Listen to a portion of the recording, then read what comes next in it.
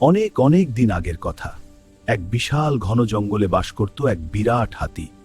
সে ছিল খুব অহংকারী। হাতিটি তার বিশাল শরীর নিয়ে বনের পথ দিয়ে দাপিয়ে বেড়াত। তার পায়ের চাপে মাটি কেঁপে উঠত।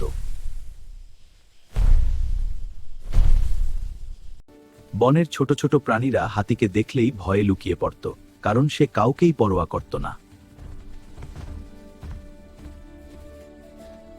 একদিন হাতিটি একটি বড় জলাশয়ের ধারে জল খেতে এলো। সেখানে সে নিজের প্রতিফলন দেখছিল।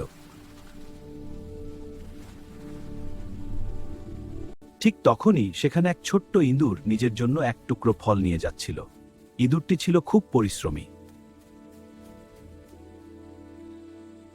ইঁদুরটি ভুল করে হাতির পায়ের একদম কাছে চলে এলো।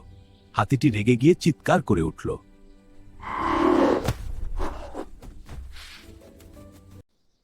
ক্ষমা করবেন মহারাজ, আমি আপনাকে দেখতে পাইনি।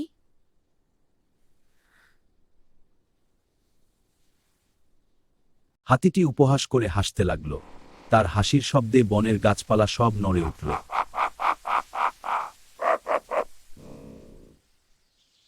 মহারাজ, আপনি আমাকে ছেড়ে দিন। হয়তো কোনো একদিন আমি আপনার কাজে আসতে পারি।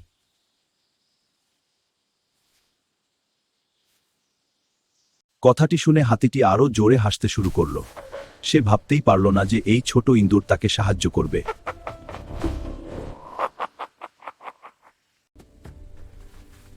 ঠিক আছে ইয়া, আজ তোকে ছেড়ে দিলাম, কিন্তু সামনে আর আসবি না।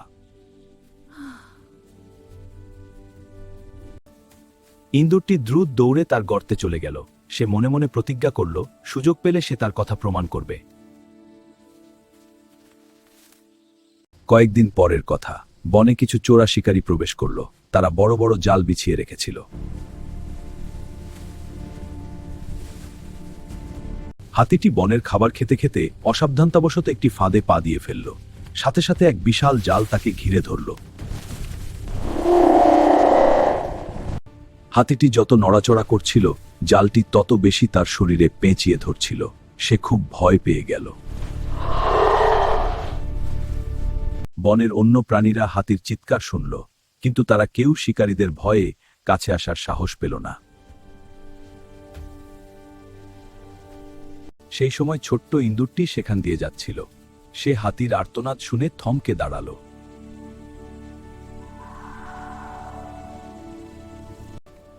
ইঁদুরটি দৌড়ে গিয়ে দেখল যে অহংকারী হাতিটি জালের নিচে বন্দী হয়ে কান্নাকাটি করছে।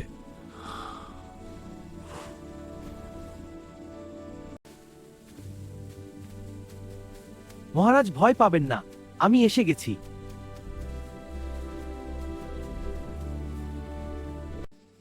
হাতিটি অবাক হয়ে গেল।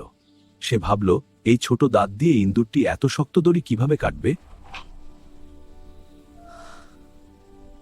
ইঁদুরটি কোনো কথা না বলে তার ধারালো দাঁত দিয়ে জালের দড়ি কাটতে শুরু করল।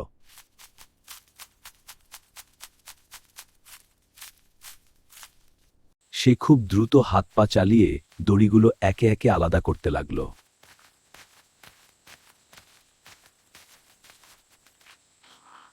হাতিটি অবাক হয়ে দেখছিল ছোট ইঁদুরটি কতটা মনোযোগ দিয়ে তাকে বাঁচানোর চেষ্টা করছে। ইঁদুরের দাঁতগুলো ছিল করাতের মতো ধারালো। একটি একটি করে মোটা দড়ি ছিঁড়ে যেতে লাগলো।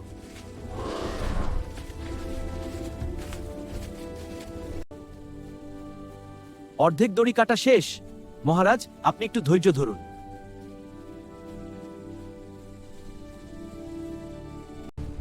ঠিক সেই সময় দূর থেকে শিকারীদের গলার আওয়াজ আর পায়ের শব্দ শোনা গেল।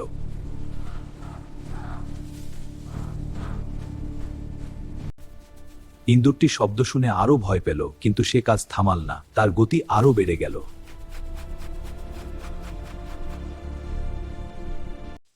বন্ধু, শিকারীরা চলে এসেছে, তুমি পালাও, না হলে ওরা তোমাকেও মেরে ফেলবে।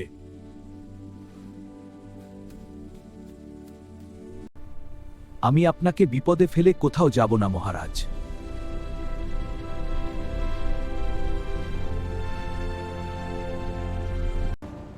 অবশেষে জালের শেষ দড়িটিও ছিঁড়ে গেল। হাতিটি এখন পুরোপুরি মুক্ত।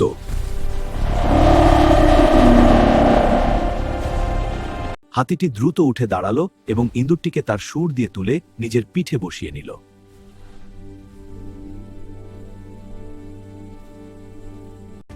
দ্রুত চলো বন্ধু, আমাদের এখান থেকে পালাতে হবে।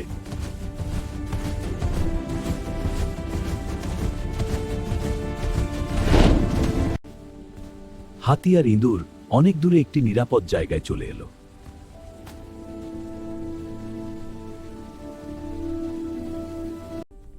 হাতিটি অত্যন্ত লজ্জিত হয়ে মাথা নিচু করে ইঁদুরের সামনে দাঁড়ালো।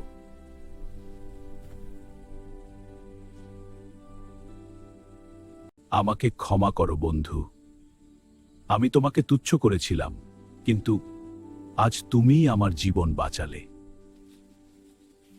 মহারাজ, শরীরের আকার দিয়ে কারো বিচার করতে নেই।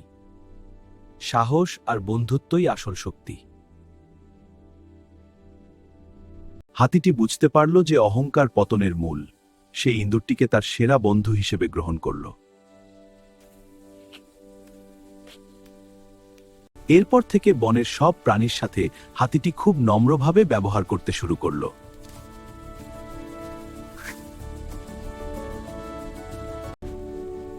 বনের পরিবেশ বদলে গেল। সবাই এখন শান্তিতে আর আনন্দে দিন কাটাতে লাগল। বনের সব প্রাণীরা অবাক হয়ে দেখল যে এক সময়ের অহংকারী হাতি এখন ছোট্ট ইঁদুরের সবচেয়ে প্রিয় বন্ধু হয়ে উঠেছে। হাতিটি এখন তার শক্তি অন্যদের ভয় দেখাতে নয়, বরং বিপদে পড়া প্রাণীদের সাহায্য করতে ব্যবহার করতে শুরু করল। ইঁদুরটি ছিল হাতির গাইড। সে বনের আনাচে কানাচে থাকা ছোটখাটো সমস্যাগুলো হাতিকে চিনিয়ে দিত। একদিন যখন বনে প্রচণ্ড বৃষ্টি শুরু হলো, তখন হাতিটি তার বিশাল কান দুটো ছড়িয়ে দিয়ে ছোট বন্ধুদের আশ্রয় দিল।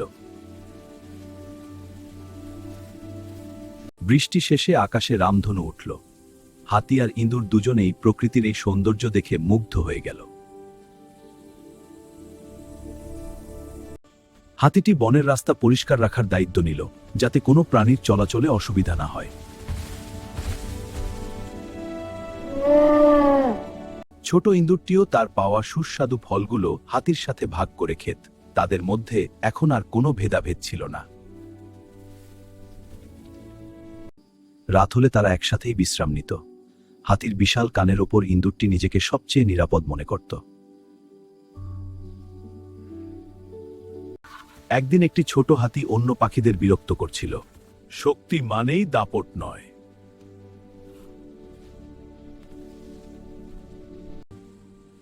হাতিটি এখন বুঝতে পেরেছে যে সত্যিকারের সম্মান ভয় দেখিয়ে পাওয়া যায় না, বরং ভালোবাসা দিয়ে জয় করতে হয়।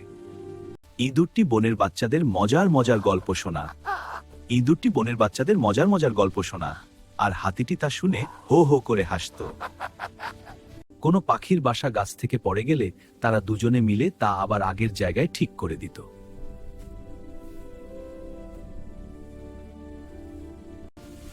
ঋতু পরিবর্তন হতে লাগলো, কিন্তু তাদের বন্ধুত্ব দিনে দিনে আরো গভীর হতে শুরু করলো। একদিন সেই শিকারীরা আবার বনে ফিরে এলো। এবার তারা আরো বড় বড় জাল নিয়ে এসেছিল। কিন্তু এবার আর তারা সফল হতে পারল না।